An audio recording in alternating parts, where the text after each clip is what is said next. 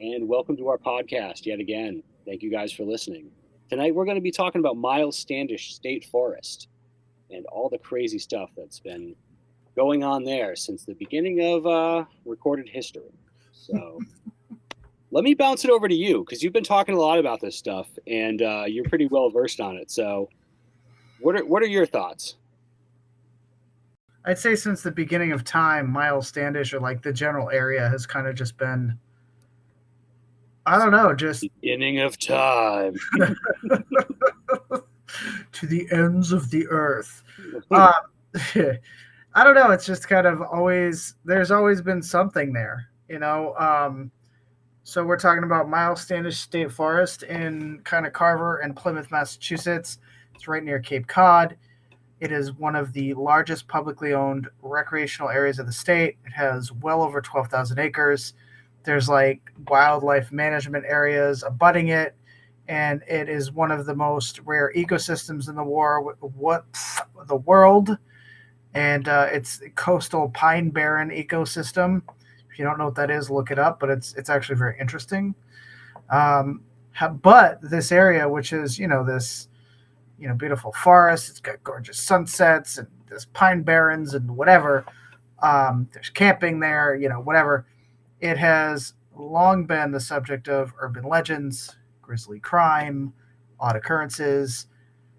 It's just a little bit crazy. So I kind of, I kind of think like the namesake of it's Myles Standish. So Myles Standish in history is a he's a very interesting character, and I actually didn't know who Myles Standish really was until I started doing research for this video. As an aside, we have a video where we kind of go through all this. It's more visual than this podcast episode, but we have a video where we go through all of this. But what do you know about Myles Standish? Is he who you thought he was before we did this video, Jay? I mean, I remember hearing the name in history class and that sort of thing. He was one of the original what's the words? Puritans, Pilgrims. Am I using the right word? I guess so. Yeah, that's fine. I mean, settlers, whatever, pre-colonial era. But yeah, he sounds like he was, quite frankly, a bad motherfucker with a temper. And I mean, I don't know. It sounds like it was just the kind of that's how life was, and he probably adapted to that. I mean, I'm not trying to be a Myles Standish sympathizer or anything, but Myles Standish. Well, he was. So I didn't. I had no idea really who he was. But turns out like the separatist pilgrims who came over from Europe hired him. He was their hired sword. So he wasn't. He was literally a hired sword, and yeah, so I he don't was think there. this is funny how like you read about things like when you do a little independent research when you're older versus like how you hear about them in the U.S. public education system. But it was never Right, presented that he was, so he's a hired sword. So essentially, he's a mercenary for hot, like pretty that's a much. different type of person than, oh, he was one of the original pilgrims, the freedom fighter, or like, He was at the first Thanksgiving. Oh, yeah, religious no. persecution, like this type of stuff. So yeah, well, that's the thing is like he's a very controversial person in history. He wasn't exactly well liked by, or I should say his some of his methods were controversial even at the time, and they thought that he might have been a bit too much. Um, and one of his things is that he was very short. So that was the thing. He got made fun of for being short. And it's actually we found his grave site by accident in Duxbury, Massachusetts, last summer, I think it was. Actually, when we were visiting Myles Standish State Forest, so we took a ride without the kids, and we come across this historic cemetery, and I'm like, what is this grave surrounded by these huge cannon? It's like, and I made a joke, that somebody's overcompensating for something, and I didn't know at the time, but then I come to find out that this is literally Myles Standish's grave, and I'm like, oh, Whoops. So just a little funny, I guess, but he the story that I think, and there's oh, I believe there's Myles Standish Hall, and there's at Harvard, I think, and I'm not 100% on all of these things, so I'm just going to briefly go over it. But um, there's been discussion about renaming it, and I can't remember the name. It's a Native American name that they're trying to change it to because of an incident in what is now modern day Weymouth. And I think we had a podcast recently where I was trying to remember the name of modern day what used to be Weymouth. Yes, I And it was remember this. okay. So for anyone who was curious, it's Wessagusset, the Wessagusset colony. A lot going on in the Wessagusset colony, but back in the day when the Pilgrims were just starting out in Plymouth, they also had the colony of Wessagusset, which is just up the way where Weymouth currently is. And long story short, the local Massachusetts tribe was getting fed up with men from Wessagusset stealing their stuff and bothering them and being a problem. And allegedly, there was a rumor that came to Plymouth that the Massachusetts were going to raid against Wessagusset and possibly Plymouth. So Myles Standish sets off um, at the word of Governor Winslow, and they head up to the Wessagusset area, and they, under false pretense, they gather these native men into a building under the, we're going to have dinner and talk sort of thing. And um, Myles Standish stabs Pixuit, which was one of them. There were others in the room. Widowamet and another who that they ended up killing with their own weapons. So that is a thing that Myles Standish did. And after all this, I'm just kind of like, well, this guy kept the Pilgrims safe apparently, but like also did shit like that. So like, These are crazy times. yeah, I They're mean, extreme yes, times. I mean, I guess, but it's interesting that he did this also with Pokanoket allies Tisquantum and Hobbamock. And it's said that Hobbamock actually lived out his life with Standish, and like after all this happened, like Standish retired to Duxbury, and eventually Hobbamock like lived with him forever, like like they lived together for the rest of their lives, or whatever. So I don't know. That's just some Myles Standish drama, and like I said, he was often criticized for how brutal he was and um, towards the natives at the time. And so it's just interesting that now we have like this controversy, but this is the namesake of this area is kind of the point I'm getting to with all of that. So it's kind of no wonder that it's all fucked up. You know what I mean? Um, and I think it was like that before Myles Standish even came along, because this area it's because the soil's so dry in this particular area. Um, the area is not really suited to farming, and I'm talking about the Myles Standish State Forest area in Carver and Plymouth again, and it's really not suited to farming. So the soil is very dry, and it happens that there's a bunch of wildfires there, and so like things are constantly burning down, regrowing, burning down, regrowing. So like that's already um, and after the glaciers came through and made the area, it's subject to fire because of just how its makeup. Um, so by the time that Myles Standish and them did arrive, there was plague in the area that wiped out an estimated 90% of the Wampanoag and Pokanoket tribes that historically called this area home. It was pretty bad. That it was a really bad plague. And for years after that, we have all the stuff with Pilgrims and King Philip's War, and encroachment and land issues and so on, which occurred here. And finally, all these wars have like bloodied the area. To kind of just add to it, it seems like there's just always some shit happening. And I want to. Well, Never yeah, mind. particularly at that time, there was a number of bloody wars. Oh God, yeah, and they just kind of continued for quite a while. So And you have we have a video about this, so give that a watch, guys. right, right, yeah, because we go through all this in a little bit more greater detail. But so like, in the 1800s, a lot like we again talked about Dudleytown, our Dudleytown episode. A lot of the area was it was cleared of all the animals, the wildlife, the land was cleared to make way for farming, and kind of just messed with the ecology of everything, and even further just fucking it up. Um, Cranberry bogs were put into place.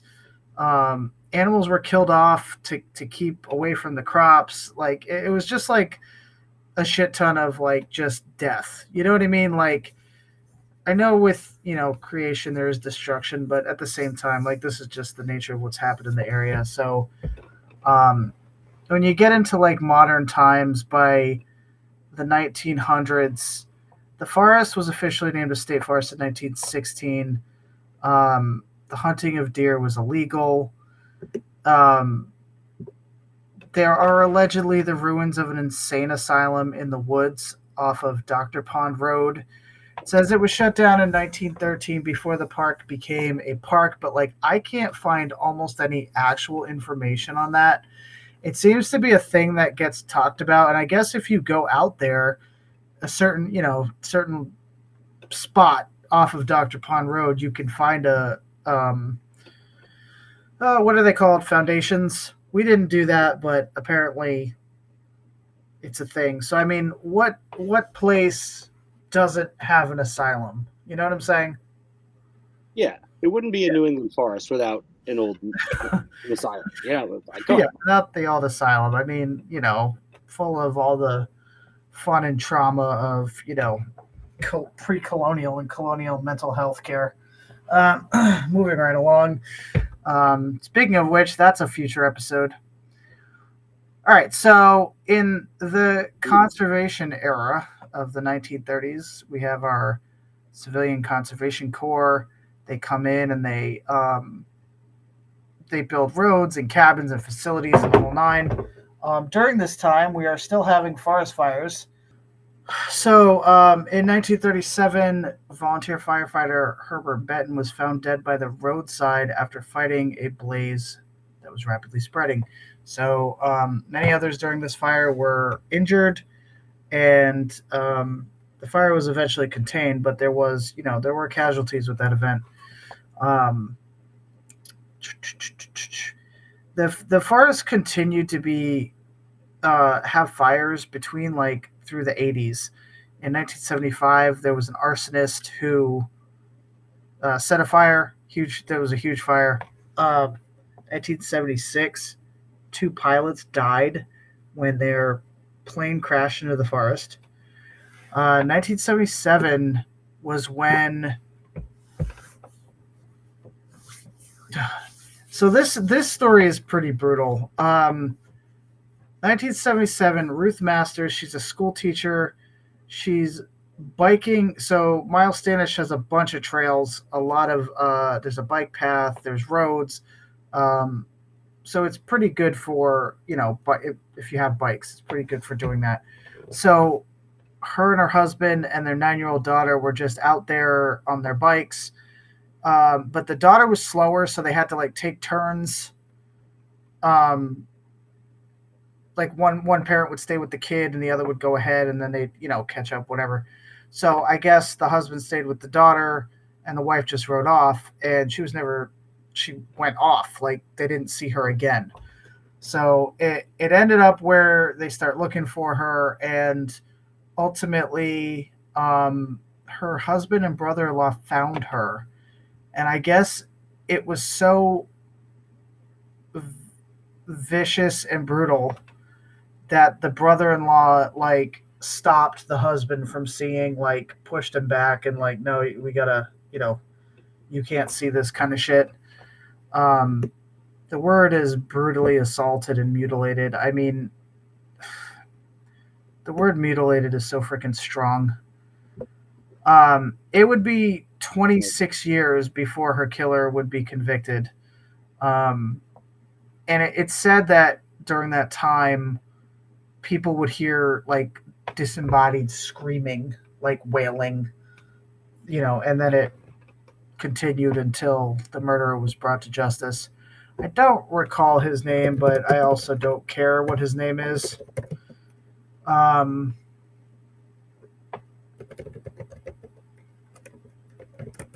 I don't know. Whenever we talk about these things, it's like,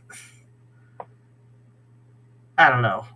I never want to talk about the person who did it. It's like they don't deserve more, I guess. I don't know. It's hard to describe how I feel about that. But anyway, um, actually, it seems like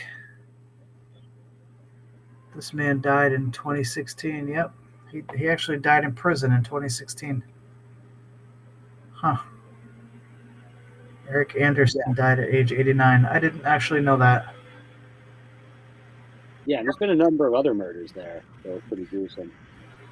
Yeah, so no, there's been other things too, like so that guy died in prison. Moving right along. Good riddance. All right, in 1986. Oh, so this story was bad too. 15-year-old Tracy Gilpin was found just inside the entrance of the forest. She was a teenager and she had gone missing from Kingston, Mass, which isn't that far away from Plymouth and Carver. Less than a month before, she was found with a boulder on her head and her clothes missing and her underwear pulled down. Wow. Yeah. A man from Kingston, Mass, was eventually arrested and charged with her murder.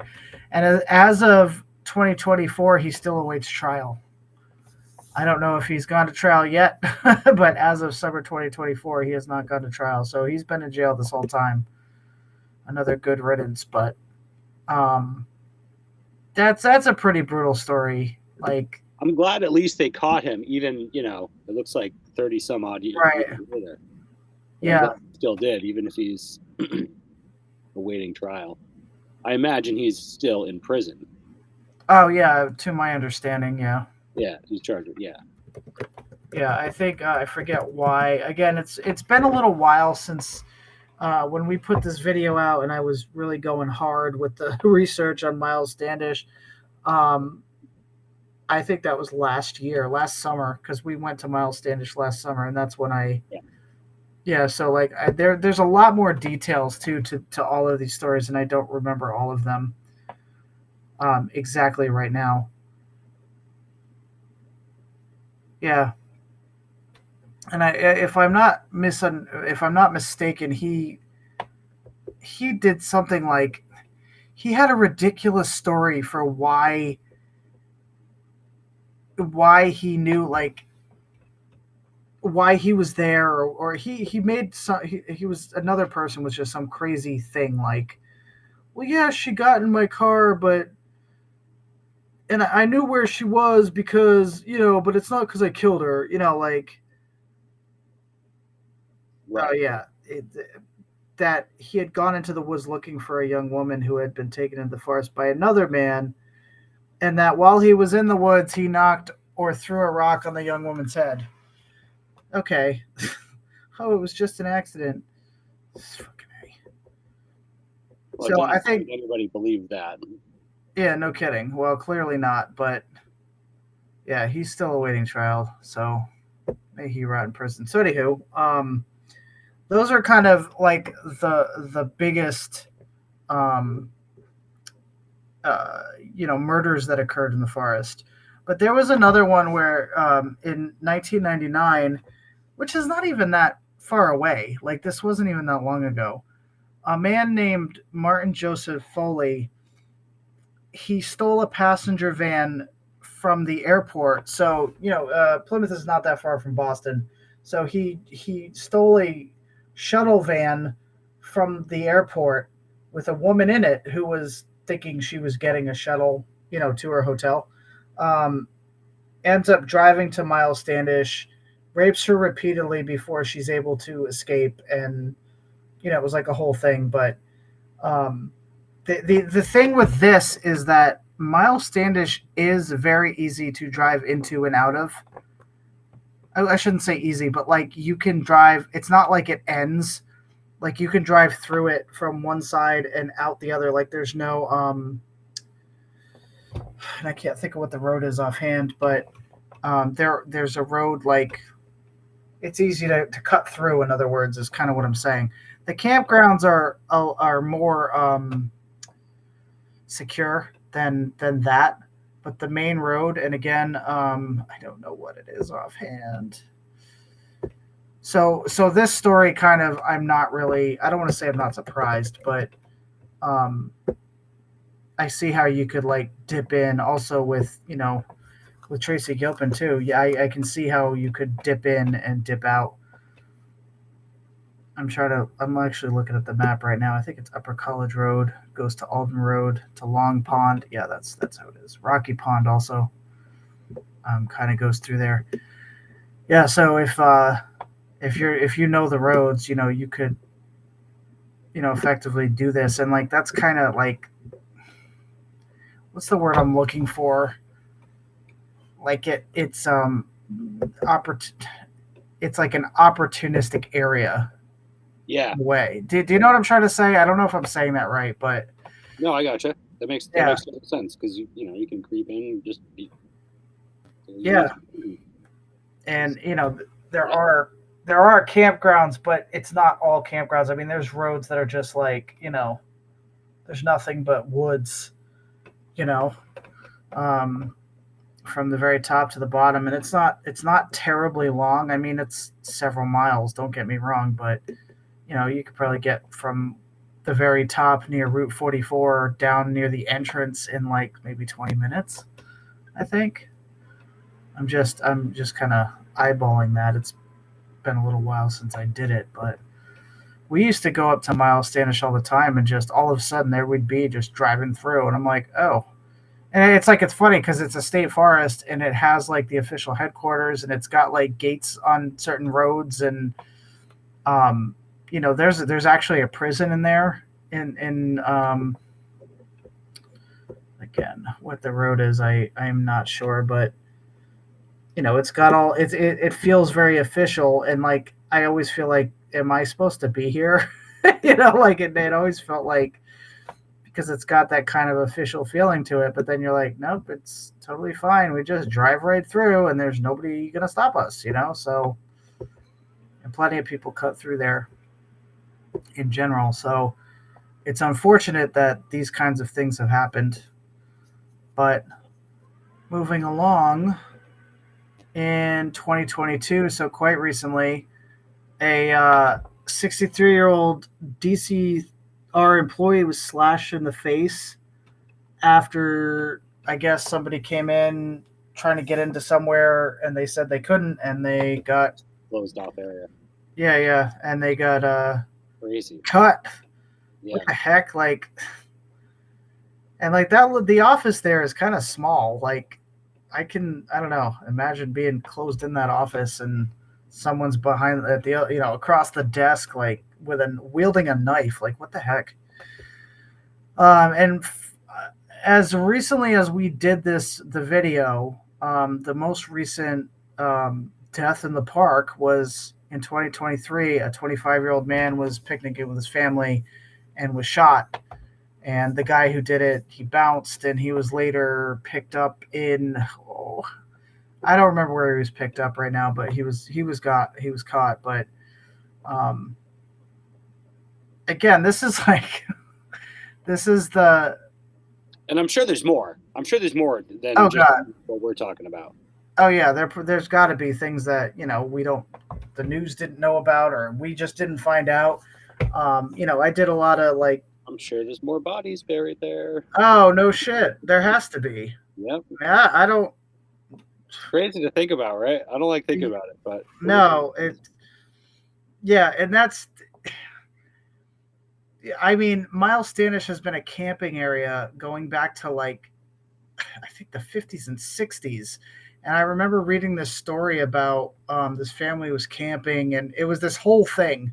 And this isn't as bad as death, but this family is camping, and they made this huge complaint about how they're letting ruffians into you know to the campgrounds and things like that. And like, there's just always, my point is, like, there's always been some sort of fucking drama here, Right. whether it's like something small as like rowdy campers, or brutal murders. Like it's just like it doesn't fucking stop. You know what I'm saying? Like, and to this day, like, it just continues. This most recent what that I found was only not even 2 years ago. So like, this is like a beautiful area. It's very historic. It's very calm and quiet. It's actually, it's beautiful. The whole place is just, there's wildlife and whatever. It's campgrounds and swimming and blah, blah, blah, blah, blah. I've done photo shoots there, but it's really got this layer of like just drama. Like, I can't think of another word to use. Right. Just to encompass everything. So Yeah, I mean, I don't know what the name of it is or anything, but I think what happens in places stays there. That energy stays there. So we're talking right. back to the beginning of recorded history with this place. Right. Well, that's what I'm saying, and it's like why I like to look at like as far back as we can, because like, even just fire, all the fires that have happened here. Fire is pretty. I mean, it's it's it's rough. Hmm. It's the cleanest death, but it's still fucking fire. It still takes everything in its path and leaves like nothing but char behind. It's like, so even on just the landscape, that's traumatic. And there's it leaves evidence of that, and you can see how the earth has adapted, but it's still trauma. So like, that leaves a residue. And then once human beings come in and they start messing things up, and killing off all the animals, again, it's more death. If you wipe out an entire population of animal, like all of the wolves, for example, were wiped out of New England by hunting. Wolves Hmm. were a huge problem here. I don't want to say a problem, because actually, that's not, I don't mean that. I don't think, but because they belong here, we're in their yard. But at the same time, they were a problem to the settlers. So there was lots of hunting to get rid of them. It was like a thing. So that, again, more death on the landscape. So nowadays, um, it's still, even without that, there's all sorts of things like, um, people do report a lot of strange things, like just Mm. strange things. Like, I guess there's a tree. I think they call it the Elmo tree. Do The you remember Elmo. that? The Elmo tree? Yeah, like just Looking it up. random. Yeah, no, look it up. There's a Elmo tree, Myles Standish State Forest. It's like randomly there's a tree. Elmo Tree, Massachusetts. Okay, that's probably it. Yeah, probably. Oh my. Oh my. This is Right? Isn't it bizarre? Yeah. And if you look at, I just googled it real quick, but ultimate covered in unexplained. Elmo dolls. This is terrifying. Yeah, and with those big Elmo eyes, and I don't remember where, or even if they say it is. Oh, 6 mile mark. Okay, yeah. So that's why I'm never gonna see this, because I'm not hiking those 6 miles anywhere. But They took him um, down. took them down. The heck? Well, they're not indigenous to the area, so they have to move. They're an invasive species, these Elmos. Yeah, they're really causing some problems in the local ecosystems. So, I mean, hey. Um, so there's that. Also, I think there's been other random children's toys in the woods besides the Yeah, Elmos, like yeah. um, disembodied voices apparently are said to be a thing, and strange shadows. Um, I guess there's also, like, just like with everywhere, the woman in white, sometimes seen following hikers through the woods. Um, Campers have reported. I've seen this in certain forums. They report the because each campground loop has a bathhouse. Um, Report bathhouse doors opening and shutting with nobody there. Um, this I had an experience there while we were on this camping trip, and I'm not going to say it was a ghost. I actually think it was probably a person, but I don't know.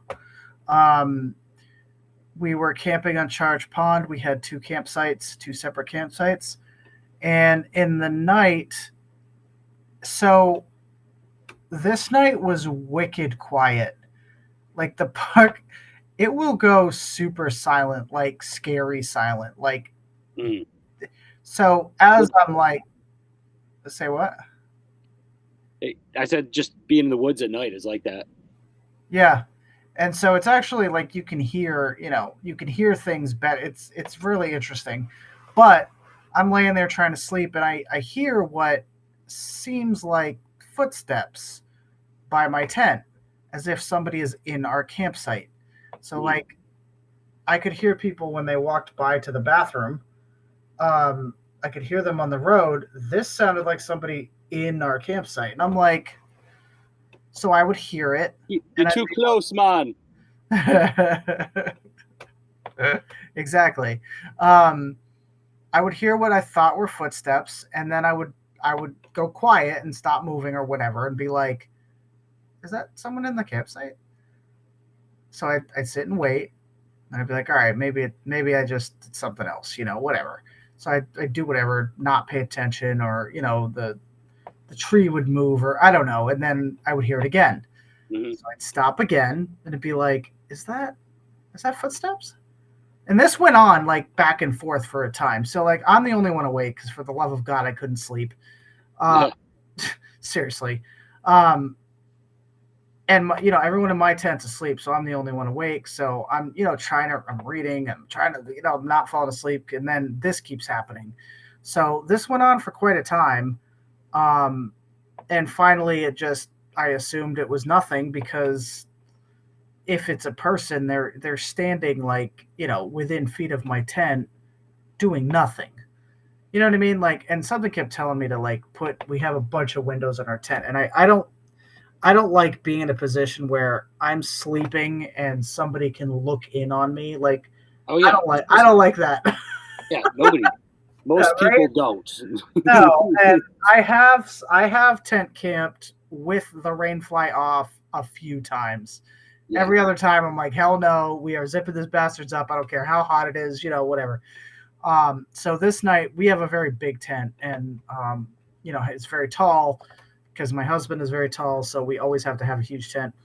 And so I had the windows only open, like cracks at the top, but we did have a lot of windows, and something had told me to just zip them up that night, because I had them open more.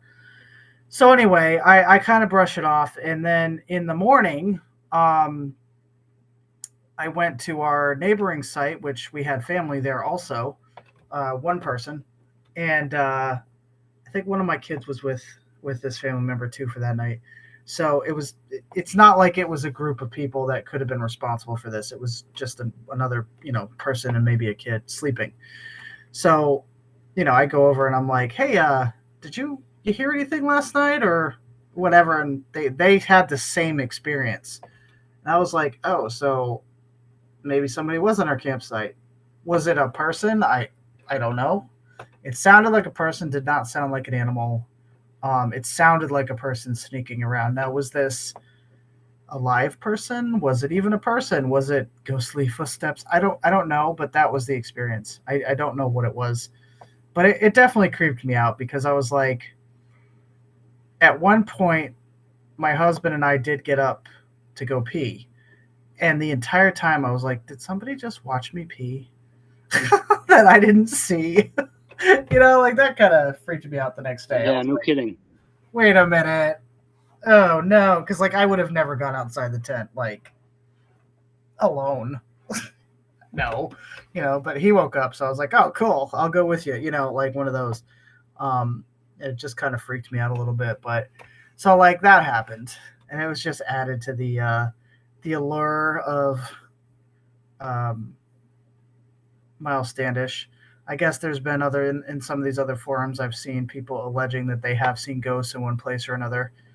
I guess there's so I guess and I saw reports of this, and to be honest, I don't really know what this means. Um, there's a lot of reports of like a phantom fog sort of thing, and I'm Wow. kind of like, well, fog is phantomly by itself. I don't know how it can, but this is the report, so I guess maybe there's something to it that you'll see it in one place and not the other, or